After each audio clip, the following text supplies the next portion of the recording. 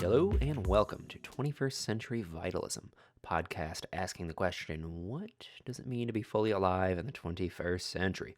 I'm your host, Brett Kane. I'm a licensed massage therapist and mindfulness meditation instructor, and this week we're going to be exploring this idea of right livelihood.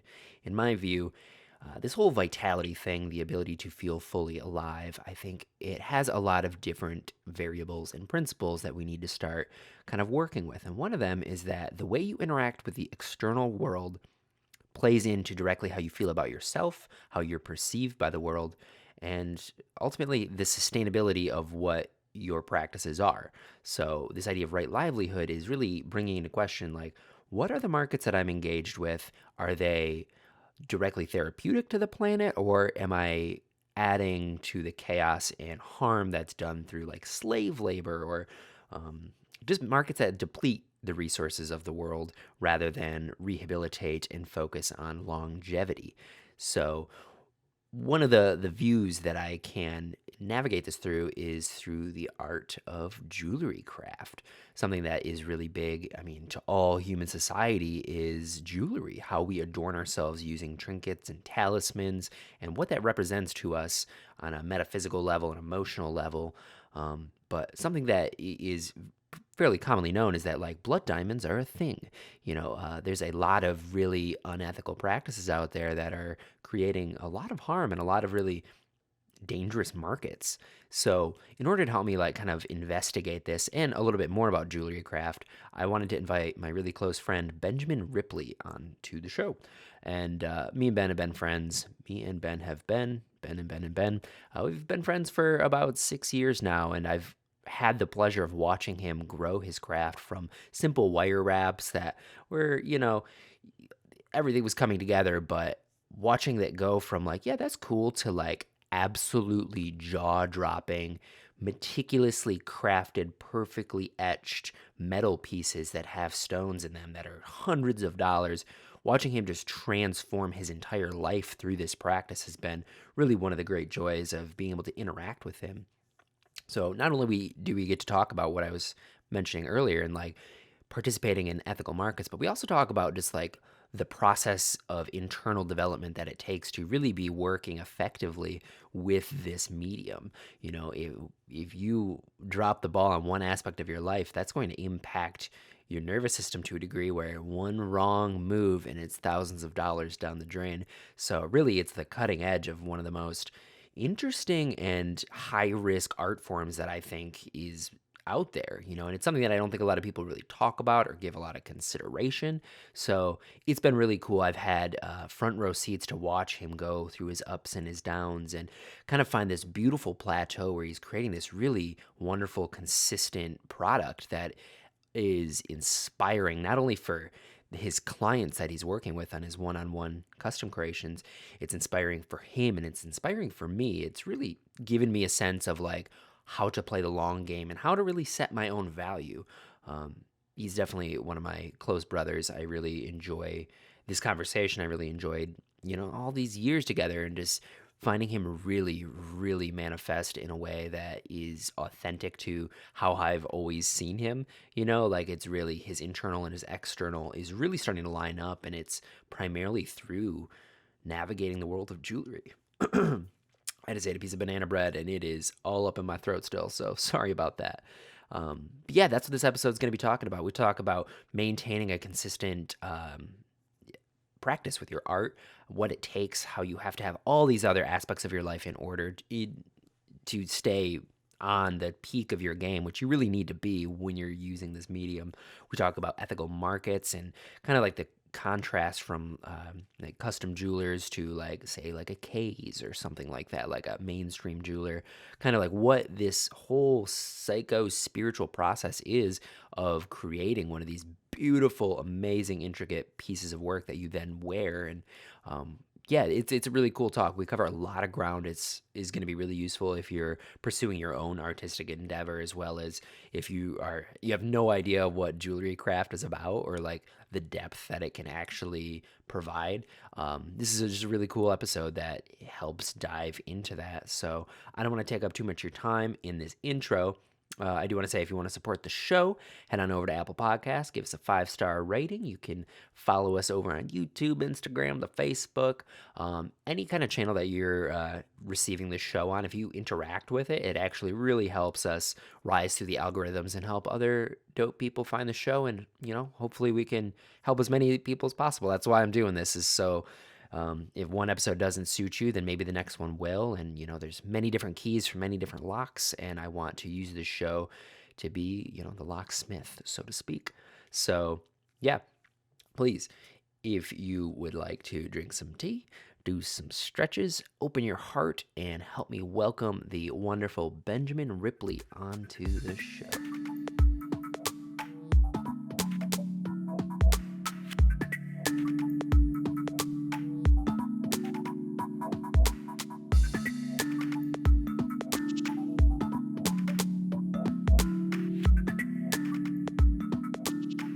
Ben Ripley, hello and welcome to 21st Century Vitalism. How are you today? Hello, I'm doing great, and thank you so much for having me. Yeah, I gotta admit, this is a little weird for me right off the bat because this is the first in the flesh podcast that I've done. So thanks for helping me break new grounds and step into these new waters. Absolutely.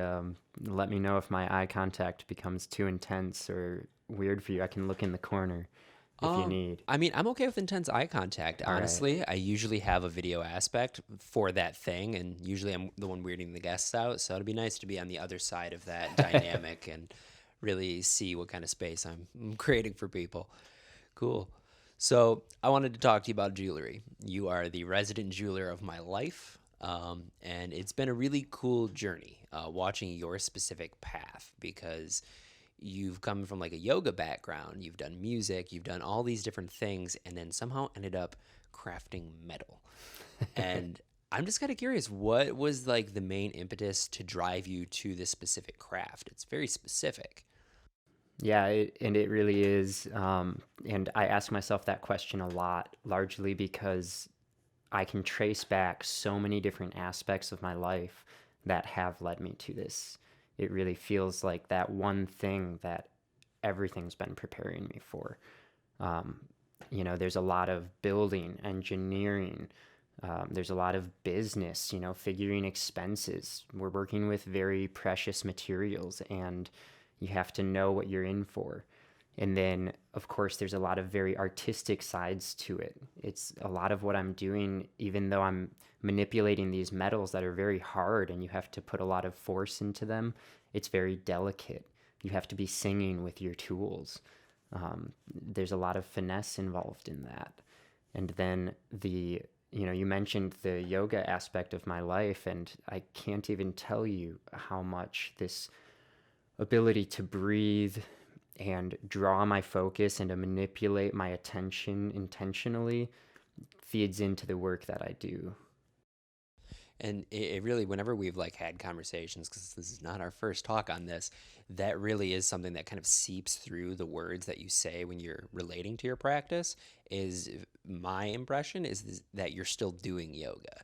I don't know if you're like physically doing the asanas or the poses, but like the way that you negotiate and navigate this space is like through a yogic lens, which I think is like a testament both to yoga as a practice, but also the power of the metal. Yeah, and the metal brings me into that. The stones bring me into that. They're these really strong reminders. I've heard you talk a lot about these bells of mindfulness, right? The materials that I work with and the tools that I work with are both of those for me. It was just last year that I first realized that metalsmithing is an aspect of my practice in life.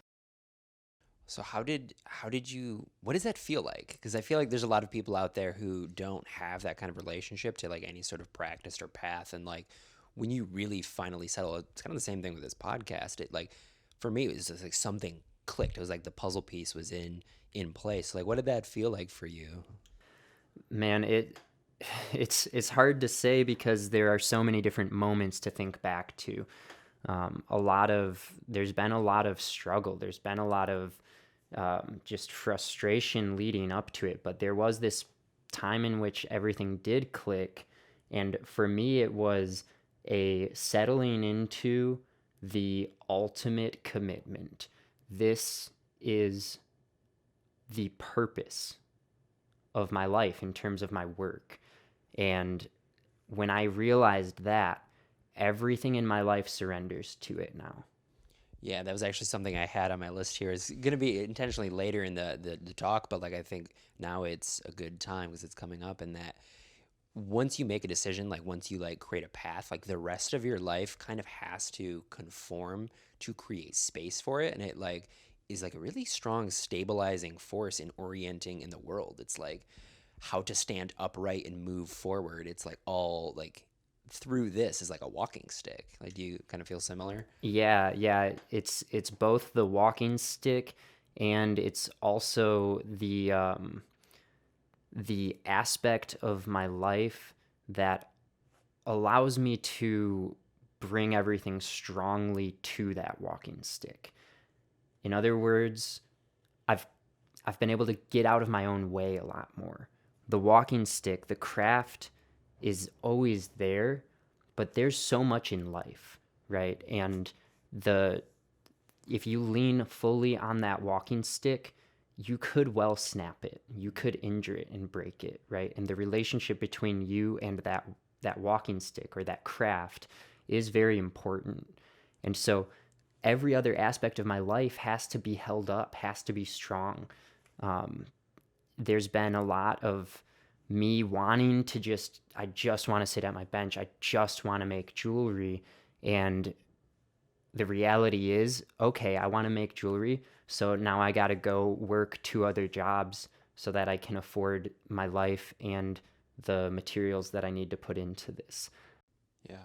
It's interesting because it's like the jewelry or the art that other people might be doing. It's like the peak of it's like what the rest of their life is building up to do. That's like the sweet nectar at the end of it all, you know, and you really have to keep showing up. You can't just double everything down on that. And, you know, you've watched me kind of do that with like electronic music, you know, like really put a lot of like energy into it without having much come out. And I think it was largely because I didn't have it balanced in a framework that was actually sustainable or healthy. I had way too many eggs in that one basket, you know, and having those other jobs actually really does help create space to interact with it in a way that isn't needy or like attached or, you know, and it's really interesting watching because you've had a few like evolutions in your craft too, in that you've started like with wire.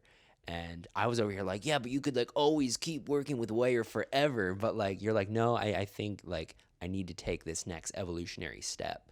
So like, what's your relationship like with wire? Do you associate that in your evolutionary journey in a specific way, or? Yeah, I mean, I can't speak enough gratitude for the relationship with wire. The reality is, it's an easy access point into the craft. Working with wire allowed me to start with absolutely no roadblocks, no hurdles to jump over. I mean, you can get into wire wrapping. You could get the materials and the tools that you need to start that for like $100. If you're ready to put time into it, you can just start. And that carried me for what, 3.5, 4 years until I started working on building my silversmithing studio. Do you think that there was like something in the intention of creating that silversmith studio that actually elevated, like it almost seemed like the more you invested financially and like energetically, it was just like a natural response that the quality of your work is starting to get more refined. And so like, do you think it's like that initial investment, or was it just like a natural arising? You know, the investment did a lot for me. You can't know how valuable it is to invest in yourself until you have. And so when I was growing in my craft with wire wrapping, every little step, like when I switched from copper to silver, that was a big investment for me. My material cost went through the roof compared to what I was spending on copper wire, right? And now that I consider where I'm at now, silver wire is like pennies. And um, so each of those little incremental upgrades in how I'm choosing to invest in myself, in my craft, and my clients, um, really you know, I would think that there would be this mental pressure along with it. Oh, now that I'm buying silver wire, I really have to step up. But it wasn't like that. It was like once I made that investment, everything within me naturally wanted to and was allowed to. It's like I gave myself the permission to show up that much more. Mm, I love that. Yeah. I think one of the biggest things I've learned from interacting with you and watching you go down your path is like you really have to set your value and then like watch the world meet what you've set. Like there's like this intention that you have to set, like, I am worth this much, my work is worth this much.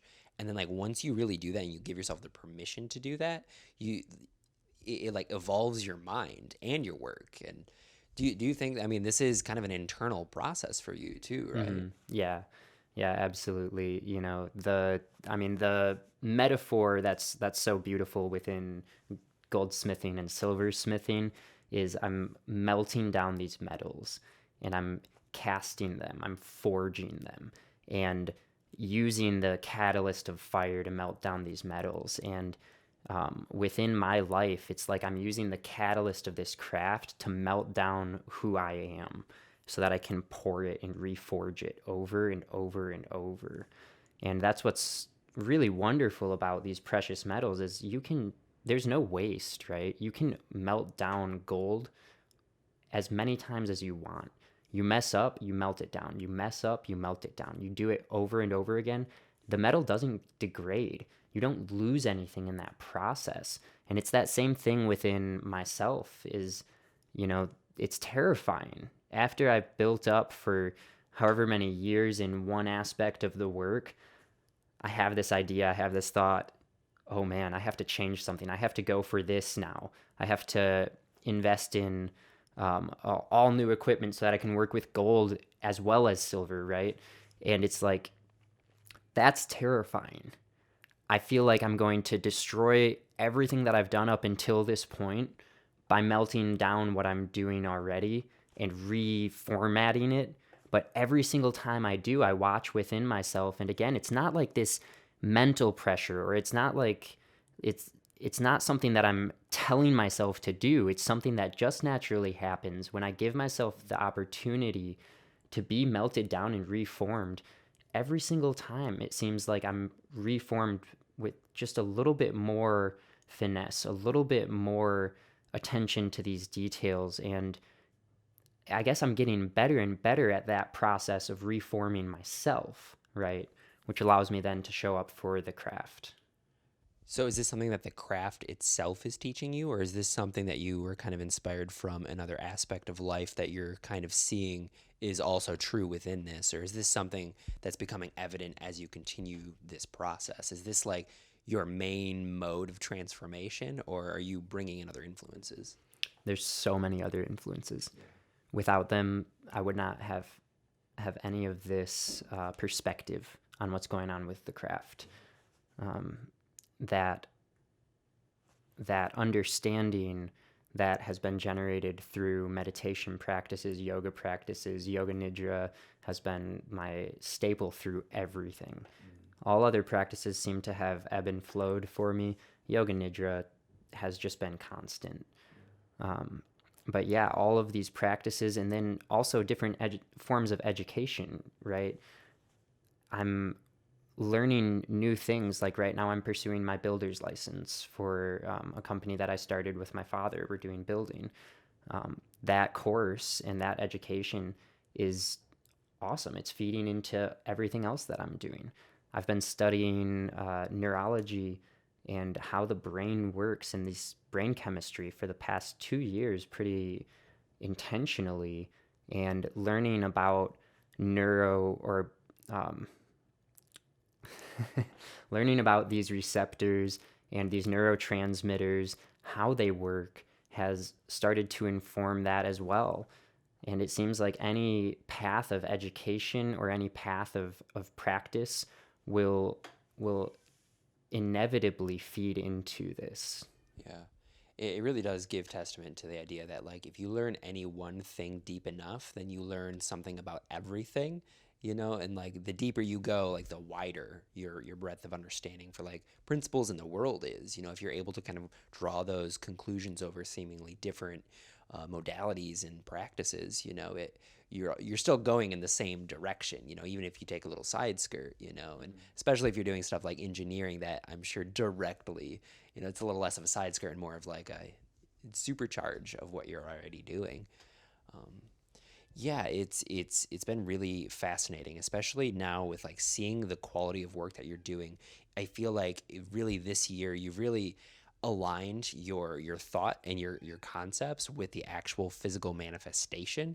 Whereas before, like you could see like it had legs and it was still morphing and trying to like really settle into where it's going. And watching your work and your intention come into synchrony, I think it's been one of the great joys of like being your friend. And like we don't hang out as much because you've been working so hard, so like how do you balance maintaining all of these other aspects of your life while still finding time? Is there like this, like there's a fine balancing act, right?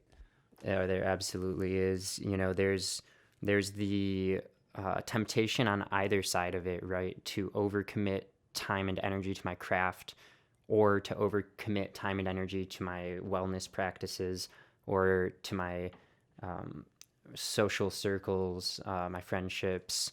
Um, there's that temptation constantly, and it just ebbs and flows. And there are definitely times where I find myself in a pit, so to speak, in one aspect or another. But in terms of balancing it, having people around who can call me into myself, right, has been a really big help. I think I have a lot of just really strong people around me who know me well enough to let me know, like, hey, you're drifting a little bit. That's been huge, and I really can't say enough about like just having strong friendships that are able to like kind of butt heads with you to help you out, right? And the other aspect that's just absolutely fundamental to what I'm doing right now is optimizing my time, optimizing my work. There's so many different tools that I've picked up, especially over the last year, in terms of optimizing my work and my time in every regard, so that we're dropping in and we're getting right to the nectar. We're learning how to transition from one task to another faster and better. We're learning how to transition from the work into social space faster, and what things are going to aid me in that and what things are going to hinder me in that. And that's just been huge this past year. And I think that's honestly like somewhere around 60% of the progress that you can see in my work over the last year has to do with that optimization. Yeah, I really like the idea that like discipline is the only way to true freedom. And that's like the word that's kind of seems to be coming through the clouds of what you're saying, is that like you have to really be like mindful of the things that are taking and you're spending your energy on, as well as the things that are like giving you the energy, which requires a certain level of consistent mindfulness being applied to your daily practices. So this already is kind of, there's the prerequisite of like having the priority of cultivating presence and awareness, and then bringing that to your craft. So that's like one aspect of it, but it's also like not doing the things that are bad for you, and like that's a really hard one in this day and age, because I feel like a lot of people, it's just really easy to kind of slide into that, especially with like the phones and stuff. So yeah, I think like the level of awareness that it takes to do what you're doing is pretty incredible, to really sit down and like do the work consistently, and to still like allow yourself the freedom to kind of like, sometimes we all fall into pits, and like, yeah, I think the idea of having a strong social container is huge with that. It's like the mindfulness, the social container, and the receptivity, it's Right, like, it right, takes courage, it right. takes courage to be that open to yourself. Yeah, and something that's been really on my mind recently is like, what do you do when you're in a pit? You know, like, what do you do? And that, like, how you respond to that is so important, right? Because you are going to spend your entire life in and out of these pits. there's everything in the world is asking for your attention.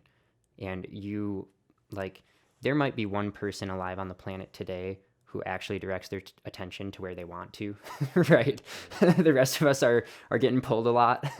And it's going to happen, right? So, like, what do you do? How do you respond to that? Are you in a pattern of shaming yourself when you're in a pit? Are you in a pattern of overcompensating when you're in a pit? And how does that work within your process of getting out of that pit? It's almost like it's not if you'll fall into the pit, but it's like how you'll relate to the pit when you're in it. And like, do you want to listen to what the pit is telling you? Because these pits, it's a feedback mechanism. It's not inherently like evil or bad, or we shouldn't try to avoid the pit. We should like listen to what it's saying, because it's pointing out the parts of us that like aren't in balance. It's kind of like burnout, which is a part of pursuing an artistic expression. Is like sometimes you can pursue it way too hard. Like you said, the stick will break, and it's like, what is communicating to you? But we have so much resistance because so much of our personality is infused with the art that we're doing often, because we don't have the proper awareness to hold what it is. We don't have a container for it. So yeah, how would you say, how do people relate to the pit in a more healthy way? Yeah, it's really in that response. I think about my high school choir director. She always said, when you make a mistake, you're going to make a mistake, right? So when you make a mistake, it's not about what mistake you made. It's about what do you do when the mistake is made. And so that's the first place to direct your mindfulness, right?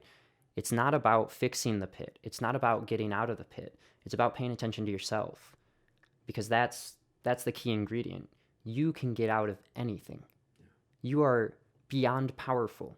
You have the capacity to do anything you set your mind to. So what's holding you up is how you're responding, your process within that. If you can direct your attention away from these external things, oh, I'm in this pit because my phone always rings. No, you're not. Yeah.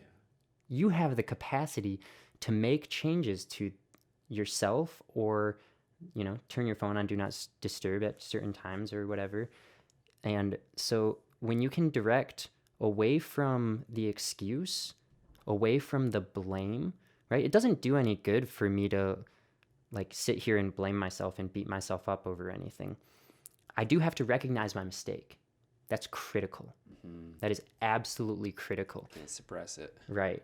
And even within the neuroscience around plasticity and learning, right? In order to achieve plasticity, you have to recognize the mistake. Plasticity is triggered by well, I'll tell you the exact neurotransmitters, right? It's norepinephrine and it's acetylcholine. And these are associated with high levels of attention and focus and stress and anxiety and fear.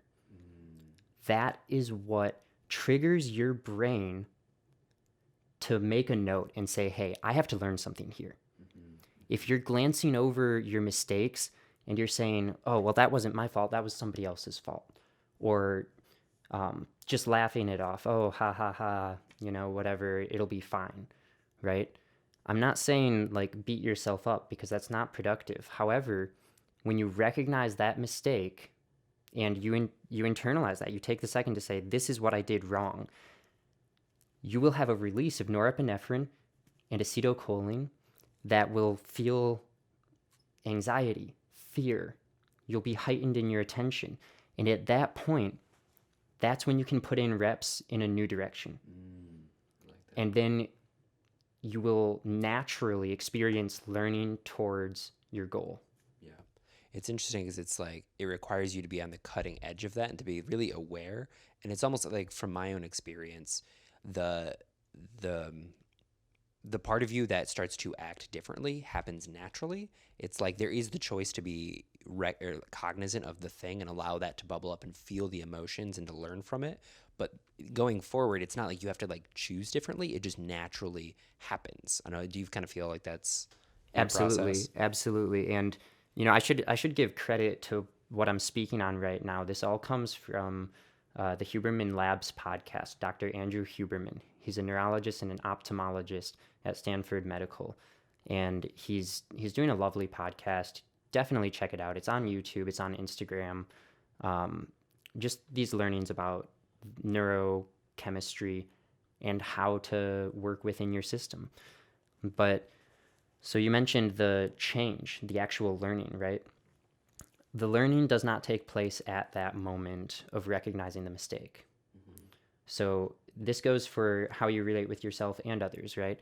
If you see somebody make a mistake and you try to correct them and you expect them to immediately learn and adapt, then your expectation is not aligned with what the science says about how learning actually takes place. The learning, when you recognize your error, it makes a mental picture, right? And then the learning takes place later when you're in a state of deep rest or deep sleep. So this could be yoga nidra, this could be meditation, or this could simply be sleep. Yeah. Yeah. So I think I've heard it associated with like the theta brainwave state, which is kind of like right before like the deep sleep area. There's kind of this like integration period where like the information of the day starts to kind of settle into and create grooves within the brain and patterns and kind of like the plasticity aspect. And I think like a big part about doing any sort of change or development on a path is we have to be able to get like the struggle out of it. We have to perspire, we have to sweat towards it, but like the unnecessary suffering that comes along from like lambasting ourselves when we don't reach our idealized potential, I think really also creates other neurological trajectories that can actually keep you distracted from making the growth. You know, you're way too reliant on the external situation and less on like the contentment of being where you are now. It takes like being truly present and genuinely gentle with yourself, and like that is the way forward. But it's hard when you don't have any sort of skill set to like hang your hat on to like generate that kind of feeling unconditionally. You know, it takes specific focused work on it, you know. And I think art, if you really stick with an artistic process, I think that it does help kind of foster that procedure along, you know, because you have something kind of to focus on. It's an internal thing externally, you know. Like when you're doing an art, you're working with your mind first and foremost, you know, to like maintain the level of dedicated discipline. It's a mental, like you said, like a rep, you know. So it's really cool to see it being applied to so many different like aspects of human artistic expression, you know, and even in something like jewelry, something that honestly a lot of people don't really think about. I really don't like coming to a lot of conversations where people are trying to investigate the subtle energies that it goes into creating jewelry, you know. And it's cool because it's in like every aspect of our society. You know, if you really apply yourself, you can apply yourself the same way that you apply yourself to jewelry as you do to coffee making or to cooking a good meal, you know, and it all feeds itself. And with the right mindset, you can create that gentleness, and everything's a little bit more gentle, you know. Right. Yeah. And the question I would ask is, what is it that you want to be learning? Right. You know, and what you do in the moments after recognizing a mistake is what you will be learning. So like you said, if you're beating yourself up at that point, you're going to learn to beat yourself up. You'll probably externalize that towards others as well. If you're learning to be gentle with yourself and to make corrections in a way that's generally helpful and productive, you're going to learn how to make those corrections in a way that's generally helpful and productive. And that, I mean, that shows in what you do so strongly, right? Each little graver cut that I make, right, when I'm engraving a piece, that has to do with every aspect of my entire nervous system. Yeah. And if I'm struggling to make those cuts, like in the past, I've struggled a lot to learn. I have been very harsh on myself and others. And if I'm struggling to make those cuts, you're going to see that very clearly in the work.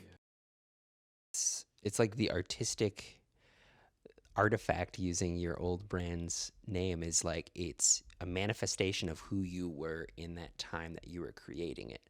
Every hope, every fear is etched deep into that metal, into that work. every song that you hear, it's like the emotional resonance of that being making that thing. Like art really is, it's secondary to the primary cultivation of your own nervous system, your own processes. And if you're not mindful of it, then the art you put out won't be mindful. And people don't resonate with unmindful art. They really don't. That's what makes art kind of intangible. There's something about good art that is like, it transcends, like, this appeases my senses. Like, I'm having an experience with this. And I think that jewelry really does have that opportunity, if it's infused with the level of concentration that's possible, and some of the stuff you show me, it's like, those people they're gurus, they're masters. They're like, they're operating on different levels, and it's powerful. So what do you think is the role of jewelry specifically in the psycho-spiritual dimension of being a human? Like, as someone who comes to you and is like, Ben, I want a piece, I have this idea. What is jewelry allowing us to do? Man, jewelry is such a powerful symbol. Or let me say it this way. Jewelry is a medium for harnessing symbols in an incredibly powerful way. We are working with silver, gold, diamonds, sapphires. These materials have been some of the most sought after physical objects for humans throughout time. And we're taking these materials and we are manipulating them into our visions. We are working with them to take a symbol that we have in our mind and to immortalize it, right? A well cared for piece of jewelry would last throughout the ages. And so we're immortalizing symbols into a physical thing that you can then keep with you at all times. This reminder, for example, the ring that I wear, I very rarely take it off unless I'm sleeping or like washing myself, right? I almost always have it on. And you can talk to the metaphysical properties, right, of these metals and these stones. I personally don't like to converse as much about those. All I'll say about that is that they are vibrating in specific frequencies. They are vibrating in certain ways, and you will feel and experience those vibrations. Now, what those vibrations mean, I think that's very personal, right? Like, you're going to vibrate very differently around somebody else as you would vibrate around me, right? And I would imagine that these stones and these metals are doing the same thing. So I don't want to tell you what a sapphire is going to do for you. Right. I want you to experience that. Yeah. That's a healthy approach to take, especially being as close to these stones as you are. So I feel like there's a lot of people who will kind of prescribe you stones and like tell you like, okay, so this is what's going on with your aura, and then here's this like magic pill if you just keep it in your pocket.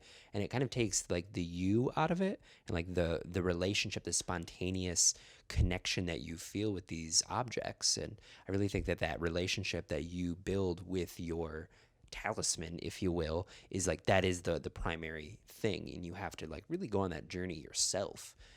So how do you work with clients in a way where you don't offload your own interpretations and like allow them the most creative capacity while using you as the means to achieve it?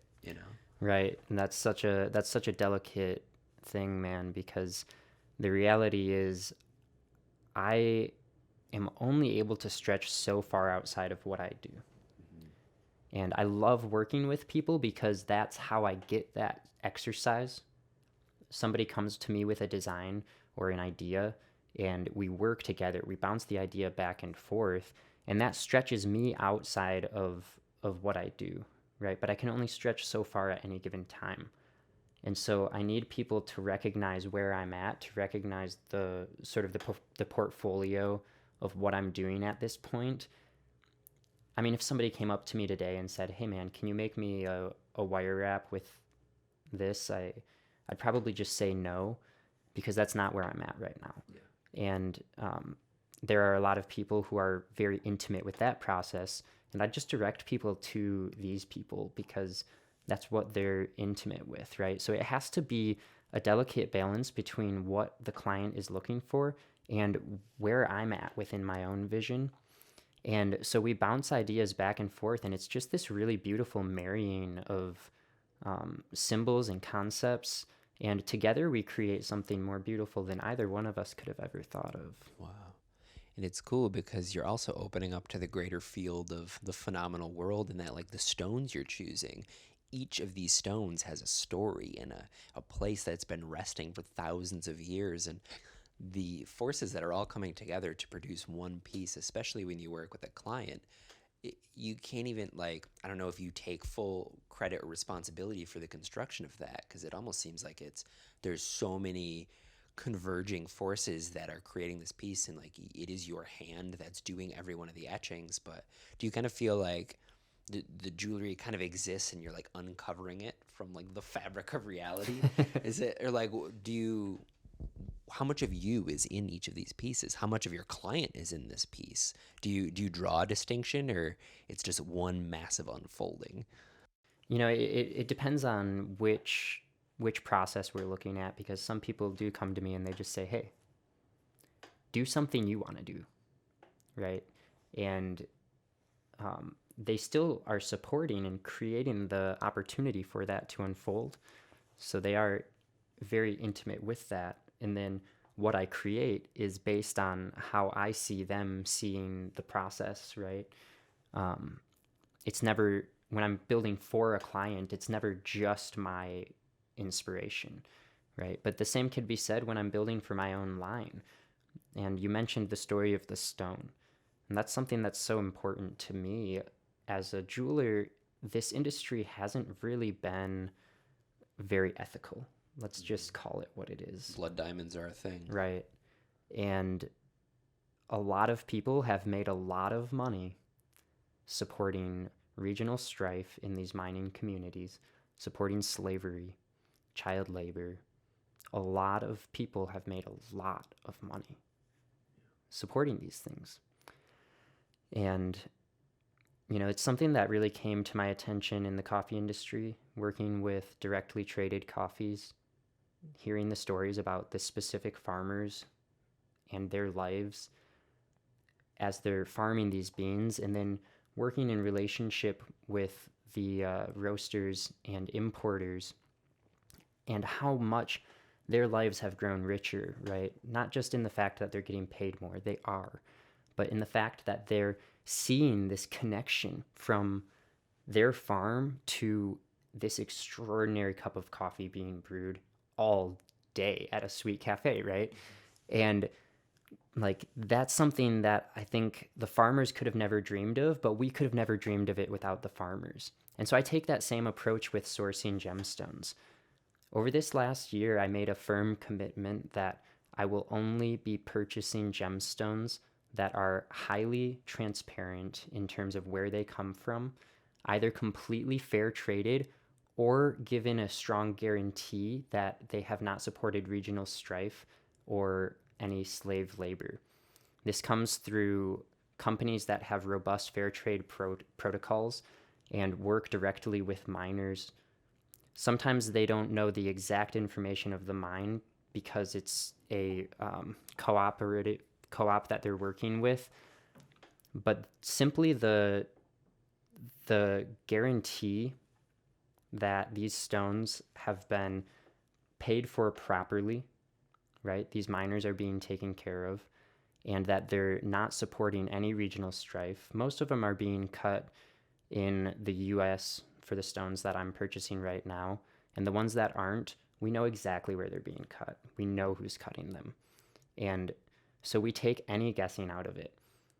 You can have the absolute assurance that this stone is completely ethical in its sourcing and its cutting. And I think that really does play into the feeling of quality when you're admiring like your work. Anybody who works in an ethical fashion or has that kind of oversight.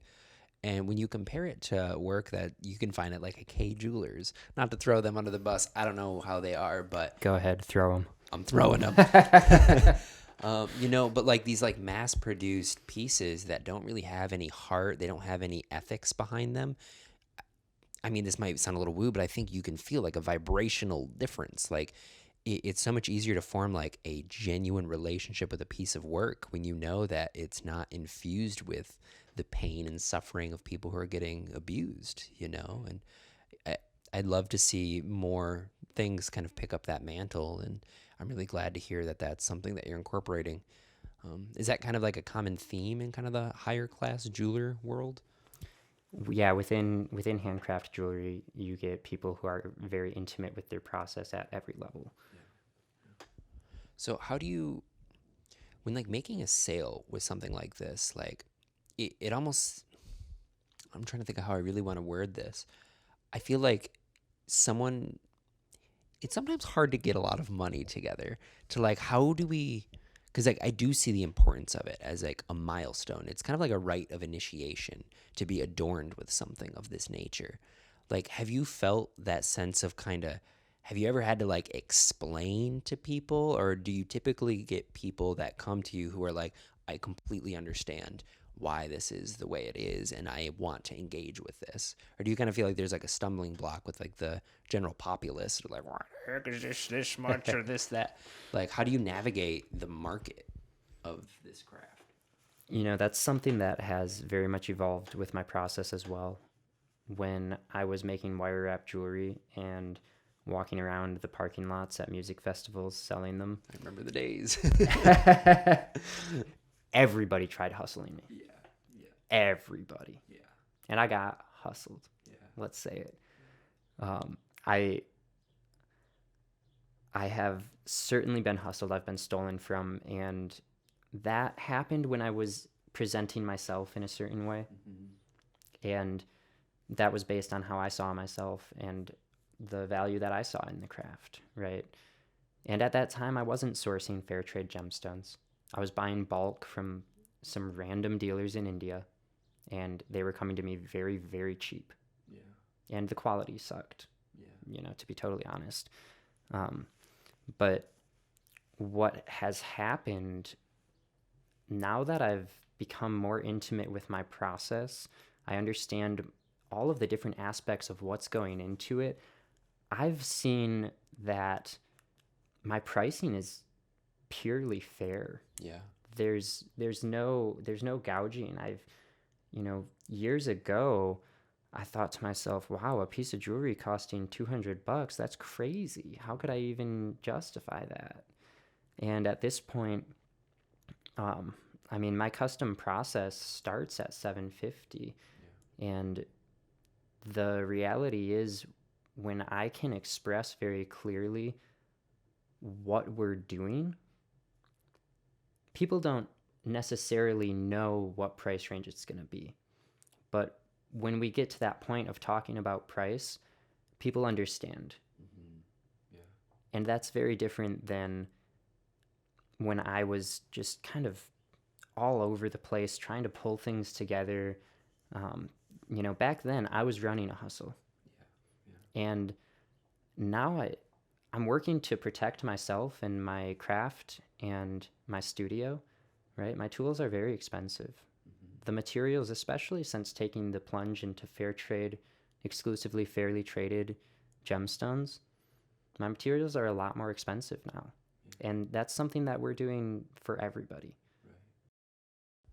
Well, I think it really does kind of come down to like you set your value. You started to respect yourself, respect the intimacy of the process. And I think that like when you engage with someone such as yourself, that you're paying for that confidence and that ethicality of it, and I think the people, it's not going to be a problem to the people who are ready to take that investment into themselves, which is really what the process is. When you are adorning yourself with a magnificent piece like this, you're choosing to value yourself differently. It's an opportunity to have this rite of initiation to say like, I am worth it and I am powerful, and it was through my doing my support that this experience happened. And it really, like, both of you are enriched, as well as all the people in the trade line as well. And yeah, I wasn't trying to like say that to be like, what the heck, man? Where's the discounts? But just like to just explore for like the people out there who aren't familiar with handcraft Right. jewelry. I don't know how much a wedding ring costs these days on like the typical market. Do you know like a rough approximation? Average price for a wedding ring is $5,000 to $6,000. Wow, I actually had no idea. Okay. And that's from Jared's, Yeah. right? Um, I'm not saying that mine would not be competitive with that. Yeah. Um, what I will say is that I run a more honest operation than Jared's does, Yeah. right? My stuff's not getting built in a factory, Right. and I'm not charging you hand and foot for my labor. Every aspect of the pricing comes from making sure that my studio can continue forward, right? And I have a lot of clients who work with me over a long period of time, right? Idea from the point of an idea to a created piece could be a year or two. And the reality is that makes it easier for the client, right? In terms of, hey, you only have to pay like $100 a month and we can get you like a really sweet piece of jewelry. And the other side of that is that then we're engaged in this process, right? Like we're intimately engaged then for a year. And that puts a richness into the piece that really comes through on both ends. I see each of those payments post and I experience gratitude. And as I'm working through the process, these longer term projects, we kind of put things together over time. So it's like, okay, we're going to start here, and then there's going to be a time where we acquire this stone. Okay, now we've got this stone. There's going to be a time where we acquire the metal. Now we've got the metal. There's going to be a time where all of the pieces are here and we actually make the design, right? And then we're going to set on into actually building this thing, right? That's the very end of these longer term processes. But the build up to that and the consistent strides of investing in yourself and in this beautiful piece of art, I mean, the process is really where it's at, man. Like the fruit is not nearly as exciting as the process. Yeah, I love that. It's really what you're providing people the opportunity to express a sense of agency and creative vision within themselves, because like you're giving them the space to kind of help dictate the direction, which a lot of people don't have such an immediate sense in their lives. So giving them the sense of like agency, and then the rite of initiation when they get the fruit of the piece, it really is kind of like an echo of the process that they just went through of investigating how do they want to relate with this experience. So like while they do have a beautiful piece, like the real gold that was being refined was actually the gold that they were dredging up from within themselves. And Right. something else that came up with the idea of, we do place a lot of weight into like wedding rings as a symbol of this eternal. It's like a sacred thing. When you get on your knee and you present this thing, and for most people, they don't have any qualm with that. That's just what you do, and we don't like really explore the symbology of that and like what we're really doing. And on like one level, it's totally abstract and mystical, but we only really confine that behavior to wedding rings. But what I really like about this process that you're talking about is we're expanding that same behavior to marrying parts of themselves, creating commitments and long-term dedications to things that they want to cultivate. And then they wear, as they wear one of these necklaces, they're able to like, I made a commitment to myself of my value, of my worth, of whatever they want to imbue in it. And that is just such a powerful opportunity.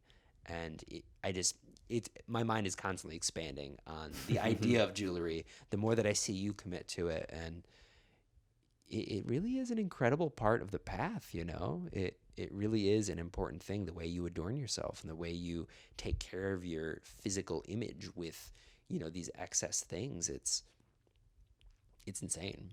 Yeah. This process is out of this world, man. It's cool. How did you kind of come to the conclusion that this is kind of how this would unfold? Was it always so involved and intimate? Did you have kind of a sense from your yogic background that there were some deeper underlying systems at play?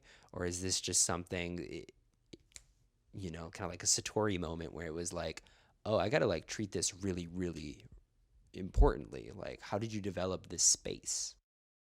Yeah, man, it really did come out of this spaciousness that was cultivated through yoga and meditation. When I first started wire wrapping, not the first piece that I ever made, but when I first started wire wrapping, and that process never stopped, right?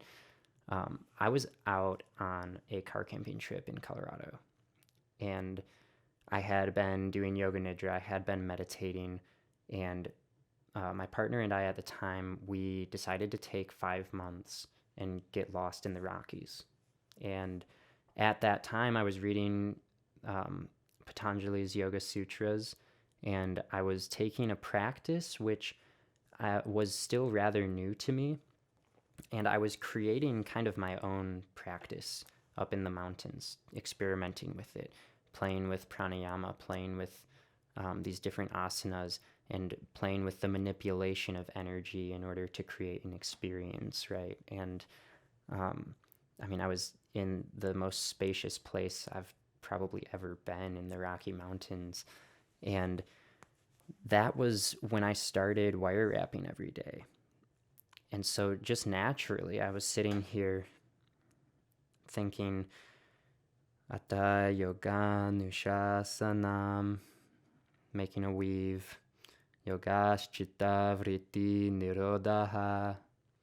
And these elements of the Yoga Sutras and what they're teaching, and these elements of my own developing practice and what it was teaching me, was infused into that work from the very beginning. And it's not that I thought that the work was important at that time. The reality is I really liked to pick up rocks when I'd go on walks. So I had a lot of them. And so I got some copper wire to make pendants for gifts for my friends. Like I wasn't sitting here thinking like, wow, it's so important, right? But what was happening was I was seeing these symbols. I was seeing the importance through noticing that each little piece that I would make had its own very unique story. And based on how the design came together and based on where I started and what ideas I had, it would unfold and create this narrative. And then I ended up giving a lot of them away, right? And so I'd find these people and I'd be like, hey, I made this and I think you should have it. And I'd tell them that story. They'd cry. It would just land. And they'd be like, dude, that is literally the story that's been following me for this last 6 months. And I think you just broke me out of a cycle. And so it wasn't that I thought it was important when I started making it, but it was when I started interacting with the people who were receiving it that I realized that this stuff has extraordinary power. And there is a sense of responsibility for me when I'm crafting that I am engaged in something that's going to be very impactful and powerful for people. So what's the story of this one that I'm wearing right here? Oh man, that's a wild piece, man. So that's like this purple labradorite, right? That Michaela Cravaco gifted me. And that piece was my first time, because that was such a beautiful stone, right? I got that stone and I was like, man, this stone is insane. It's a big piece of labradorite. It has gorgeous purple color. I was blown away by the stone itself. And so I decided at that point, wow, I'm going to put everything that I can into this piece. And if you would have seen what I was making at the same time as when I made that, which you did, I did, right? yeah, right? Yeah, we were living together. Yeah. So you can totally identify with this story, but that piece took my craft and just elevated it beyond anything I had even thought to make before. Mm-hmm. It was pure flow, and The only thing that was different was the sense of respect that I had for the stone and the desire to invest myself as fully into the making of that piece as I was invested in just how beautiful and powerful and potent I felt that this stone was.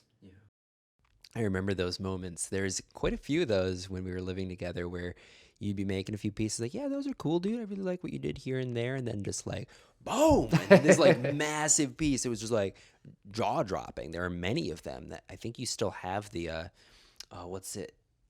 Amarita? Amrita. Yeah. I am so surprised that that's still available. I'm like, that is a powerful piece. Like, There's a part of me that kind of doesn't want to let these pieces go at times. You know what I mean? It's hard to let go of those. And that piece and the one that I made just after it, Anandamaya, those two pieces are the pinnacle of the wire work that I've done. Yeah, I would agree. I would agree. And so for me to actually like work to move them or to like get to a point where I'm ready to let them go, I want more than anything, I want those to go to the right person, right?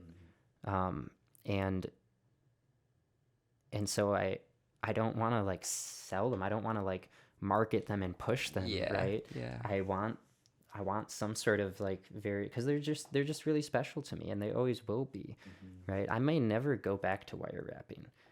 There's a potential that I would do another wire wrap, but I may never do it again.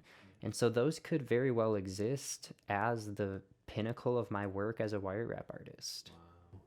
It has to be pretty interesting when you develop such a deep relationship with a piece and then you see someone else wearing it. That has to feel so freaking cool, but also maybe a little sad, because like your story is infused in these, your time, your energy, your presence, your being, it's like captured in the essence of the piece, whether or not they're aware of where you were at then. For you, you're walking around and all these people are wearing your pieces. I'm sure that there's probably like a little bit of, oh, I remember that heartbreak. Yeah. Yeah, man, it's so cool when a piece walks back to me, right? Like it's so cool. And I mean that just happened today as we met and you were wearing this piece. I was like, wow, I haven't seen that in a while. Yeah. Hello, how are you doing? Yeah. What's been going on in your life, right? And every time these pieces come back to me, it's kind of like I forgot about them, even though, I haven't totally forgotten about them, right? Like every piece that has walked back to me, I've recognized, I've remembered the process of creating it, right? But it's like I'm seeing it in a whole new light. Right. And it's just so fun getting reacquainted time and time again, right? Yeah. It never gets old. It's like old friends. Like, you want to like go out, get some food or something? Right. But it's cool because like the pieces never really left you though, right? Like I'm sure there's a sensation where you're working on a new piece and it's like this piece that's around my neck is there too, It's like every completed project is informing the way that you're moving through this and like micro decisions that you're making, micro movements. It's muscle memory that was developed through cultivating a relationship with all the prior pieces, So in that way, like these things still have lives within you and they have their own external lives. Like it's like spreading the idea of what that piece is, It's just like absolutely a really trippy idea. Yeah, man, the brain never forgets. Right. Even if you can't call something to your conscious memory, it is there. And the brain being a map of your external experience, it's still there. Yeah. And that's what I mean when I say it's not like it's the process that's so sweet. Right? The piece itself, like you can look at it and say, oh, wow, that's beautiful. Oh, you did this and that. That's really cool. And these stones and the metal. But the one thing that I cannot give to you is my process of creating it. Yeah. And so this really is why I come back to it over and over again. I love the materials. I absolutely adore them. And I love the clients that I work with. I love how impactful my work has been on people's lives. Like, that's humbling as fuck. Yeah. Am I allowed to say that on this podcast? Yeah, okay. dude. Yeah. That's humbling as fuck.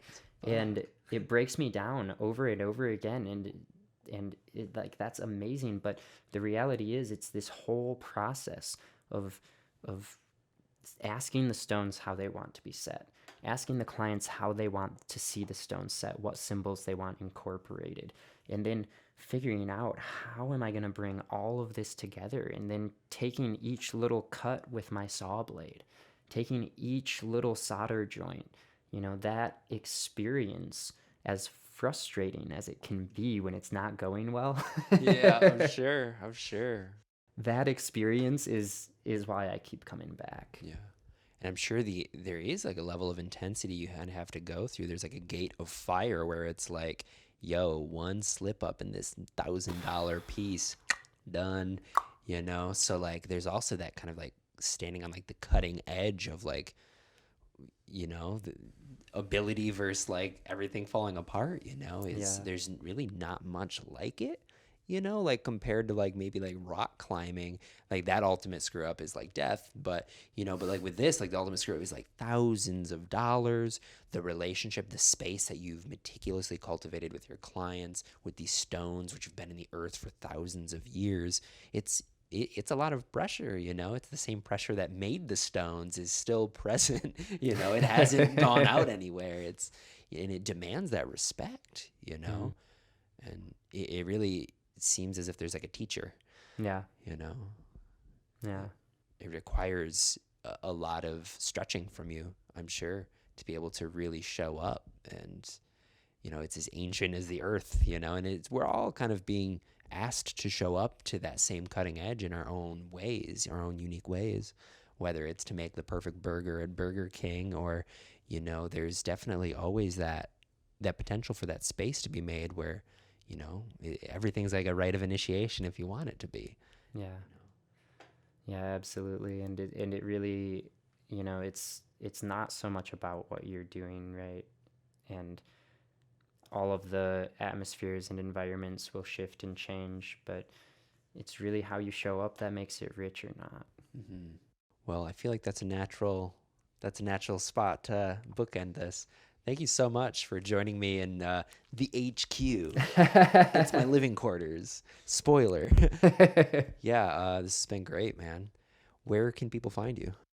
You can go to my website or my Instagram or Facebook. Everything's the same tag. It's Benjamin Ripley Jewelry. So BenjaminRipleyJewelry.com, Benjamin Ripley Jewelry on Instagram, Benjamin Ripley Jewelry on Facebook.